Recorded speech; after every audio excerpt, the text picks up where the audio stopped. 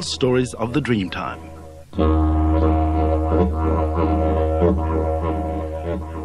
The first barramundi fish. Long ago in the Dreamtime, there were no fish. Everyone lived on the land. There was plenty of food to eat, and everyone was happy, except for Jungi, a young man, and Mialk, the girl he wanted to marry. They had been close friends since they were children and always played together. In fact, Jungi was so much in love with Mialk that he would not even go off into the bush to hunt, because that meant leaving her alone. However, one day, Mialk's father told Jungi that he could not marry his daughter because he was still only a boy. "You are not even a man. I'm grown up. You may be, but you don't even know how to hunt. How can you be a man when you can't even throw a spear? You wait. I'll soon prove to you I'm worthy of your daughter." And so he decided to go into the bush. He left the camp and went off by himself, determined to stay away from all others until he had mastered spear and boomerang throwing and could hunt his own food. He made up his mind not to come back until he was the best spear thrower and fighter in the whole land. It took him many years to learn these skills, and he was away from his tribe for a long time. On his return, he found that Mialk's father had died, and Mialk was now about to be given to an old man for his wife. "She is my girl. She can't marry anyone else. She has to marry the old man. He needs a young wife to look after him." Jungi decided to fight for his girl. He knew how to throw the spear well, be able to face the best fighter. But there were so many men in the tribe, and he could not fight them all. He decided to wait for a while. That night, there was a big bora, a big corroboree. All the men of the tribe gathered in a clearing in the bush near the camp and started their singing and dancing. The best songmen and didgeridoo players were all in fine form, and their music echoed through the hills and back to the camp. The only people left in the camp were the women and children who didn't take part in the bora. Jungi realized that here was his chance. He would get Mialk, and together they would run away. Jungi left the bora quietly and crept back to the camp without being noticed. He found Mialk, and off they set, slipping away into the bush. Nobody saw them go, and anyway, there was no one at the camp who could chase them. But Jungi knew full well that they had broken tribal law and that they would be punished if they were caught. And soon the men from the tribe would come looking for them.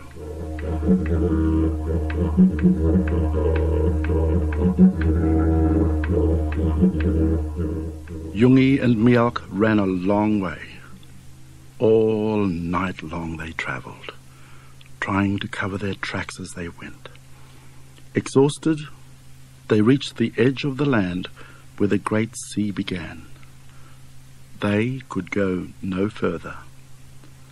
They huddled close to each other in the shelter of some rocks, alone, together for the first time. But they could not sleep. Jungi knew the men would be after them. "I have to make lots of spears to defend us. If I can fight them off, maybe they will leave us alone." "I will help you make them." Together they set about making a great many spears, tearing the straight branches from the trees, then trimming and sharpening them with the sharp stone which Jungi always carried with him in a special pouch around his arm. Soon they had gathered a pile of spears, and then they built a small fire so that they could harden the points in the hot ashes.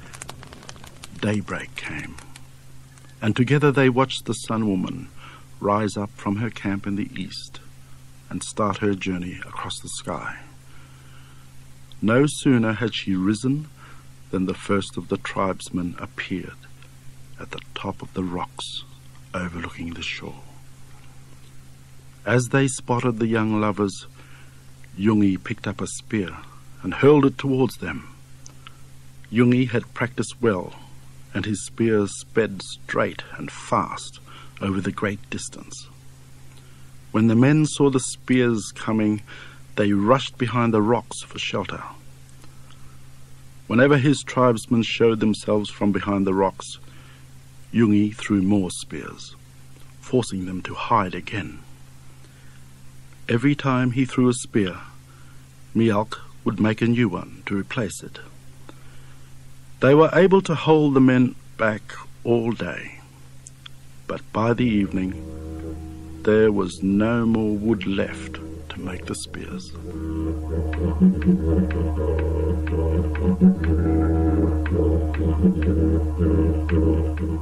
We must run away now. But we can't. The sea is behind us. Without spears to defend us, the tribesmen will come down here and kill you. You stay here. I will go back to them. Then they will leave you alone. Jungi looked at his loved one, proud that she was prepared to give herself up to save his life. No, we must stay together always. If we can't stay here and live, then we will leave the land and go into the sea to live. Jungi, with a mighty sweep of his arm, hurled his last spear. He then changed himself and Mialk into two barramundi fish. As they slid into the water together, the tribesmen rushed down from the rocks, hurling spears at them. Some of these struck Jungi and Mialk, and even to this day, the spikes on the back of the barramundi fish are a reminder of what happened long ago. And the fish never come out of the water onto the land, for they know that death awaits them there.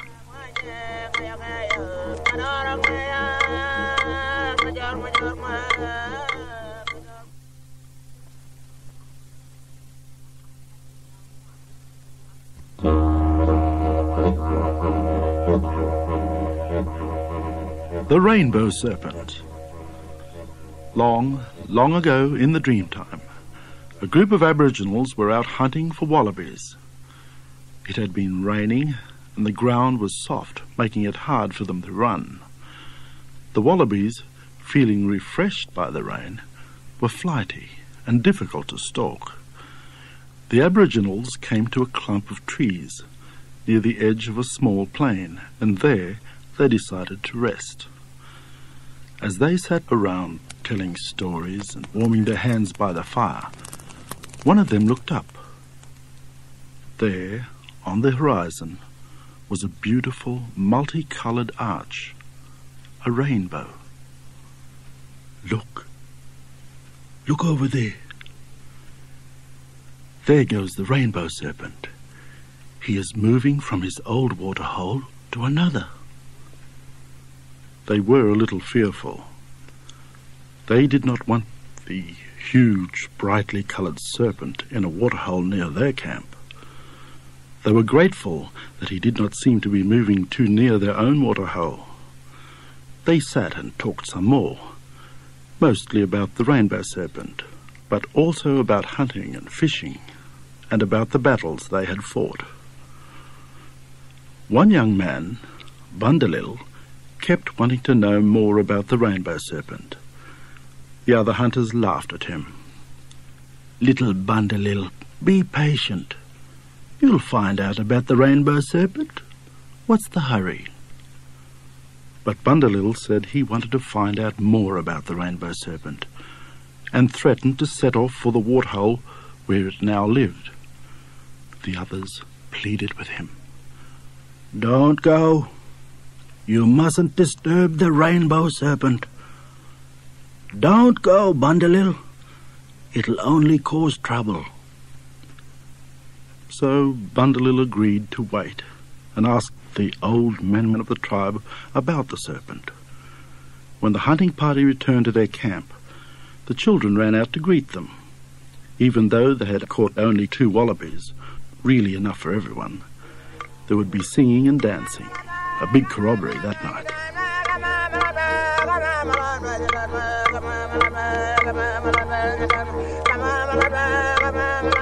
During the corroboree, Bundalil went over to where the old men were sitting.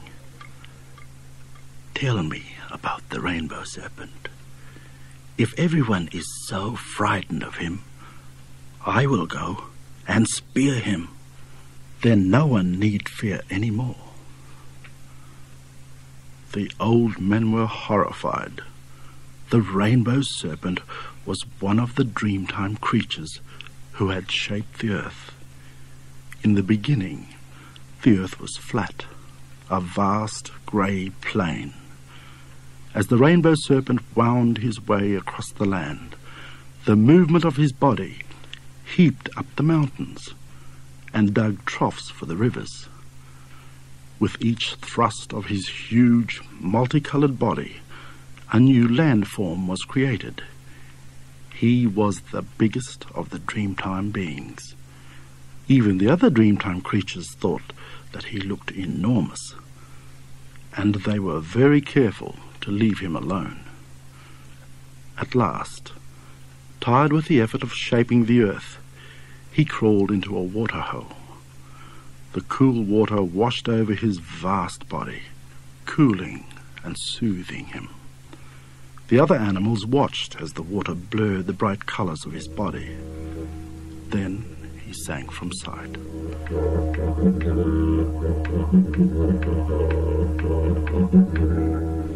Each time the animals visited the waterhole, they were careful not to disturb the rainbow serpent, for although they could not see him, they knew he was there. Then one day, after a heavy rainstorm, they saw him. His huge coloured body was arching up from the waterhole, over the treetops, up through the clouds, across the plain to another waterhole. To this day, the Aboriginals are careful not to disturb the rainbow serpent as they see him going across the sky, from one waterhole to another.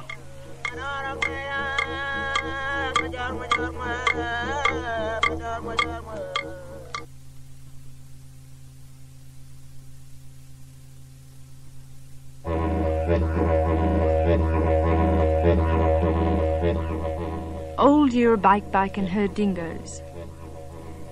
Year Bike was a very old woman who lived long ago in the Dreamtime.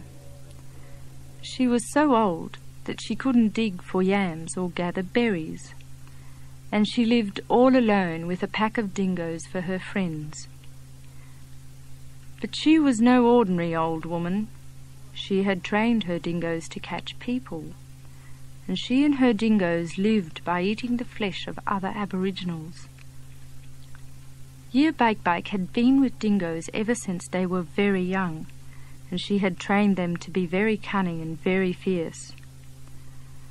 The dogs and the old woman would spend their days roaming the bush, hunting for people, and Year Bike and her dingoes were such clever hunters that they rarely went hungry. They would sneak through the bush until they found someone who had wandered away from a hunting party, and then set a trap for them. Year Bike would hobble towards the unfortunate person, calling in a trembling voice, "I am old! I am old! Can you help me?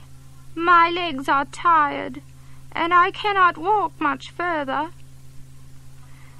As their victim came to help the old woman, the dogs would rush out of the bushes and leap onto them. One day, Year Bike and her dingoes were out hunting. All day they looked, wandering in the hot sun, creeping up over hills, but they had found nothing. They were very tired and very hungry. The dingoes began to worry. It was 2 days since their last meal, and their ribs were beginning to show. Year Bike suggested they rest in the shade of a big old coolabah tree. The dingoes flopped in the shade. After wandering all day, it was pleasant to have a break. Year Bike. If we don't find something soon, we shall have to spend the night here. Let's start back to our camp. We can hunt again in the morning. Even old Year Bike had begun to think they should go back. She decided to have one last try. "You wait here while I go and look from the top of that hill. If I can see nothing, then we will all go home. But I am so hungry that it will not be an easy night." The dingoes settled down to wait as the old woman hobbled off.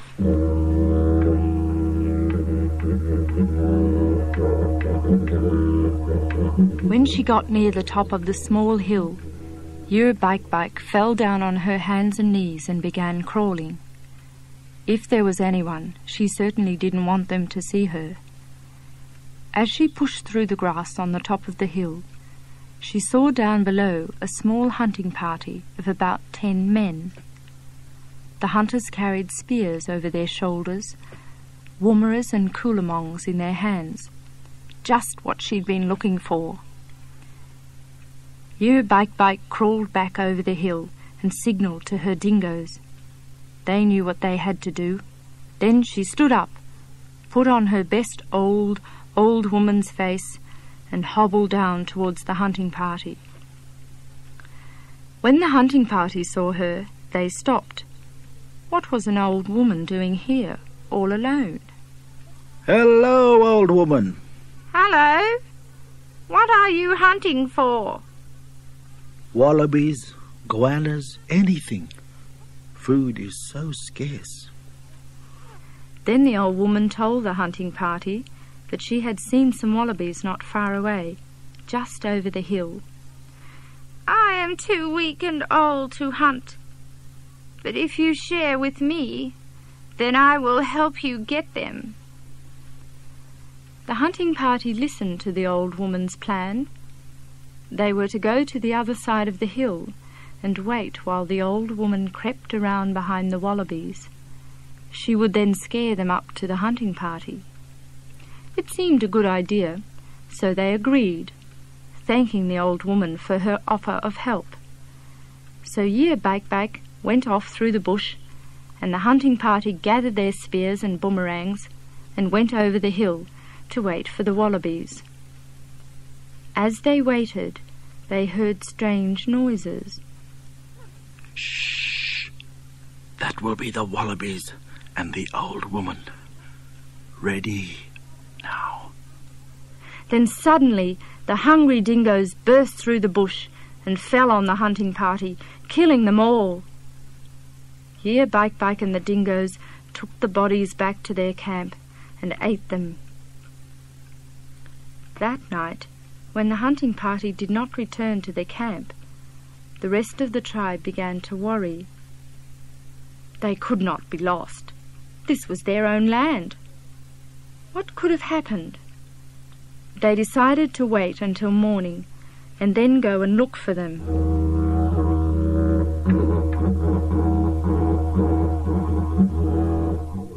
At dawn the next day, the men of the tribe gathered. They would send out a large hunting party, and some of the children could go too, so they could learn to hunt and follow tracks. After they had been looking for most of the morning, they came across a hidden gully. It was surrounded by large coolabah trees and lots of scrub and grass. And in the middle of the gully, there was Year Bike's camp. They crept slowly up to the camp, but no one was there. Then they saw the bones of their friends strewn about under the trees and behind rocks. The hunting party realized what had happened, but who would have killed their friends and eaten them? They decided to wait in hiding and find out. Later that day, Year Bike and her dingoes, tired from hunting, came back to the camp. Year Bike hobbled along at the front, and all her dingoes, heads down, panted along behind her. They would be pleased to get back to their camp in the gully. The hunting party waited until they were almost in the middle of the gully. Then, with fearsome yells and shouts, they fell on Year Bike and her dingoes, killing them. As each dingo died, it changed into a brown tiger snake and slithered into the bush. When Year Bike died, she too changed. She became a small brown bird, the lidgy, and ran off into the bush. And the skulls of the dead around Year Bike's camp changed slowly into small white boulders, and their bones became bleached pieces of wood.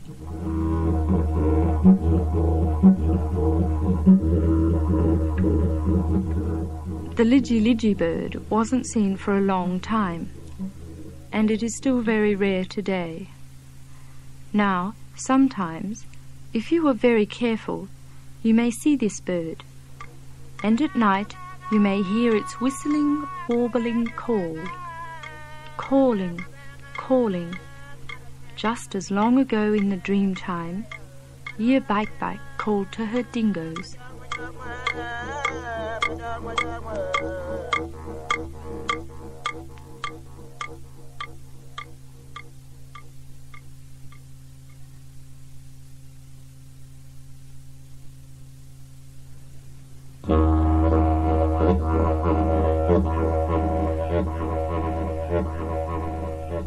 Wonga Pigeon and the White Waratah. Long ago in the Dreamtime, there were many wonderful plants and flowers, just as there are now. Some of them today are just as they were in the Dreamtime, but some have changed. The Waratah flower is one of these. The Waratah is an unusual flower because it grows at the top of a sturdy stem that reaches out of a small bush. Usually the flower is a deep red, but occasionally a white one may be found. However, in the Dreamtime, all the Waratahs were white. In those days, the Wonga pigeon used to live in the bushland with her mate, Lapara. They would spend their time on the floor of the forest searching for seeds or wandering among the trees looking for berries. The Wonga pigeon had to stay below the trees, for although she could fly, she was never brave enough to fly above the treetops. She knew that the clear sky up above the trees was the land of the hawk, the deadly enemy of the Wonga pigeon. One day, Wonga and Lapara were out looking for berries when they became separated. Wonga called out, "Cuckoo! Cuckoo! Lapara, can you hear me? Can you hear me?" She listened, but there was no reply. Wonga sat and waited. This had never happened before. Where could her mate have gone? She called again and again, but there was no reply. She waited until the day was nearly over, and then she decided to fly off to search for him. She flew from tree to tree, calling as she went, but there was no reply. It was getting late, and it would soon be too dark to continue. Wonga decided that the only hope of finding her mate before dark would be to fly above the trees. She had never flown above the tree tops before, but she thought it would be so much easier to find Lapara if she was up high. She was so worried that she didn't even think of the hawks that lived in the sky above. Wonga flew towards the treetops. Higher and higher she flew, up past the tallest branches, and then out into the clear blue sky. She had never seen the tops of the trees before. They stretched out before her, a wrinkled and lumpy field of grey-green. Wonga sang through the sky, her little wings tugging at the air. It was a joy to be out. Had she not been worried about her mate, Wonga would have liked to float about, enjoying this new world. As she flew about, she kept calling, Lapara, where are you? Where are you? Please answer me. Can you hear me calling? She heard a call from way down beneath her. Wonga gave a happy little flap and turned towards it. She had found her mate. Then she heard a strange sound, the sound of wind rushing through trees, but it seemed to come from above her. She looked up. It was a hawk. He had seen her and was hurtling down, his wings tucked back, his strong beak breaking the air. Wonga madly flapped her tiny wings, trying in a desperate panic to reach the trees. Then a searing pain struck her as the hawk sank his great brown talons into her body. Wonga felt all her breath go. The hawk's crushing grip tightened. Wonga felt her breast tear open as the hawk hauled her upward. Far below, she could hear Lapara calling, very faintly, Wonga, Wonga, where are you? Wonga, where are you? With a desperate effort, she tore herself free from the hawk and plunged downwards into the forest below. Unable to fly, she crashed through the treetops, and bleeding and broken, she landed in a patch of waratah bushes. She could see the hawks circling way above, but she was safe now, beneath the trees. Wonga could hear her mate calling, Wonga, where are you? Where are you, Wonga? Pain shot through her broken body. Her blood trickled down onto one of the white waratah flowers. Wonga fluttered her wings. She must reach Lapara. Straining with all her energy, Wonga tried to fly. She managed to go only a short distance, and then she fell onto another waratah bush. Once more she tried to fly, only to land on another waratah bush. As she rested, her blood trickled down onto the waratahs, staining the flowers a deep red. At last, exhausted and dying, she felt the last of her energy leave her. She fell softly onto the leafy forest floor, where she died. The voice of her mate still called in vain. Wonga, Wonga, coo, coo, coo, coo. This is why today most waratah flowers are red, coloured by the blood of the Wonga pigeon, as long ago she flew from flower to flower in search of her mate. Sometimes, although it is very rare, it is still possible to find a white waratah, just as they were back in the Dreamtime.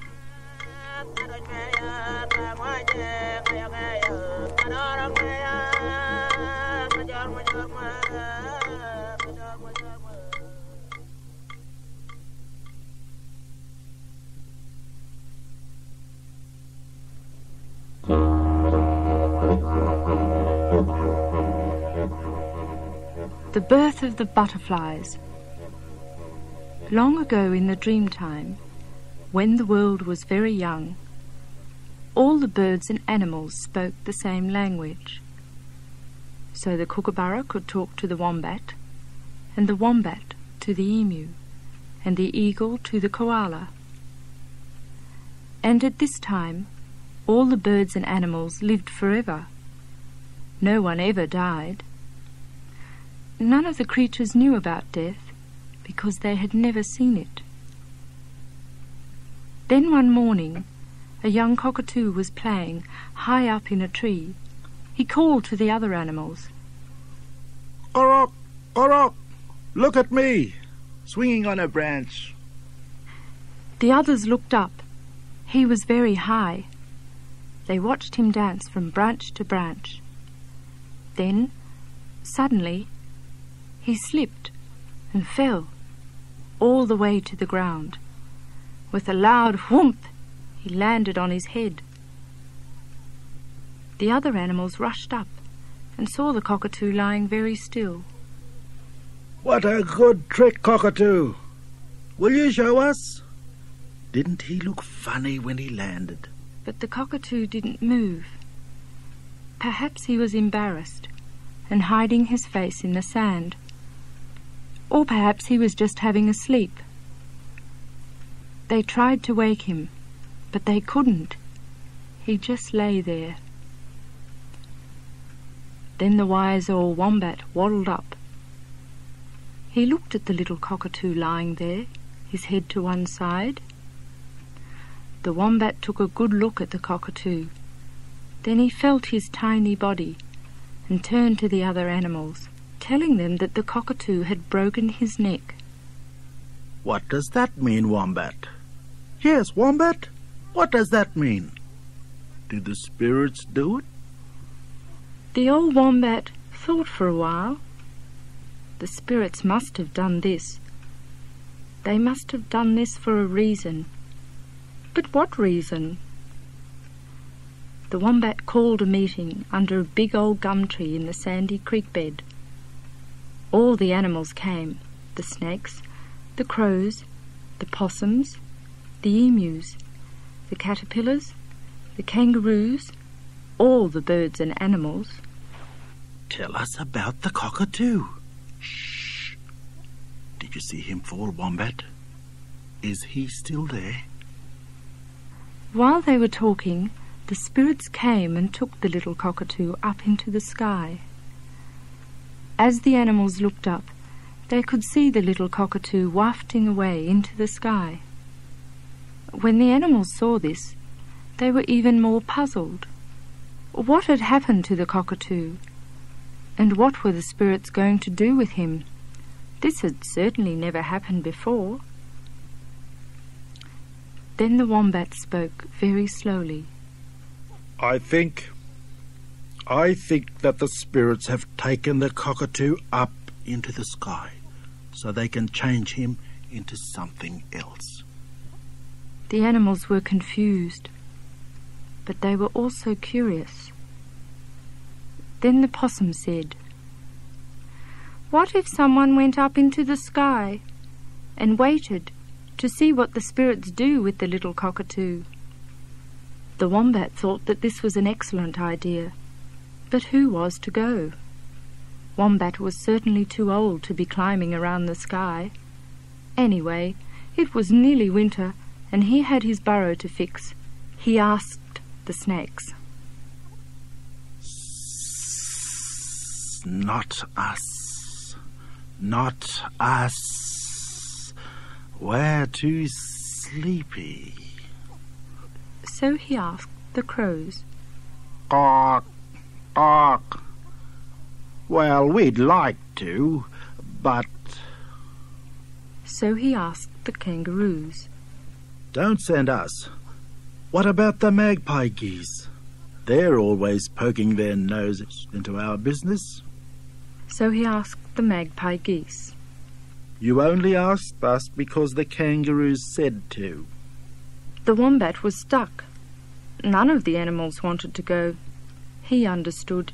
It did mean spending the whole winter there. It would be cold, and there would be no shelter.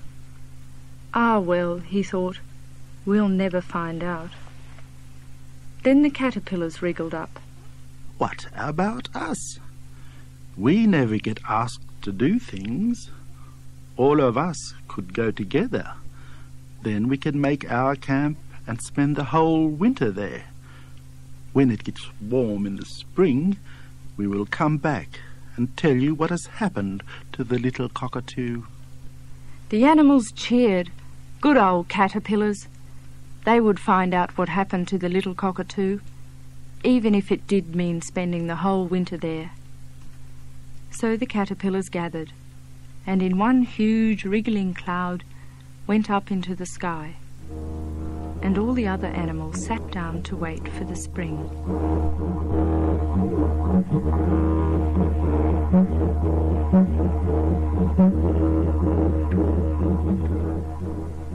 When the winter was nearly over, the wombat called all the animals together.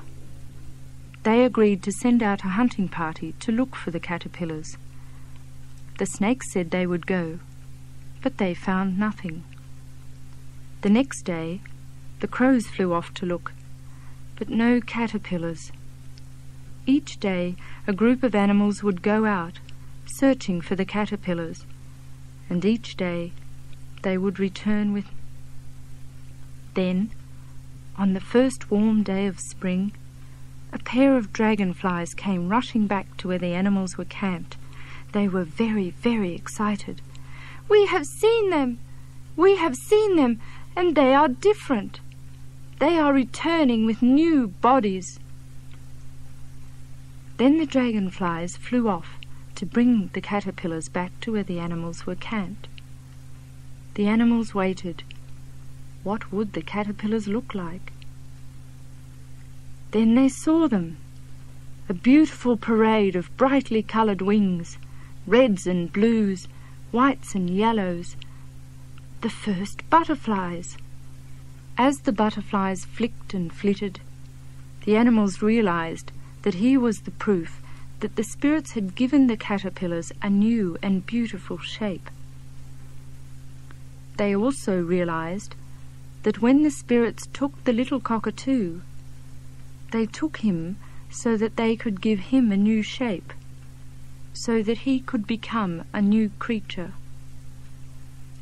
As the butterflies settled in the trees, they made such a pretty sight that the old ones decided that this must always be so. So, ever since then, the caterpillars spend winter hidden in cocoons, preparing for the change into their beautiful spring bodies, just as they did long ago in the Dreamtime.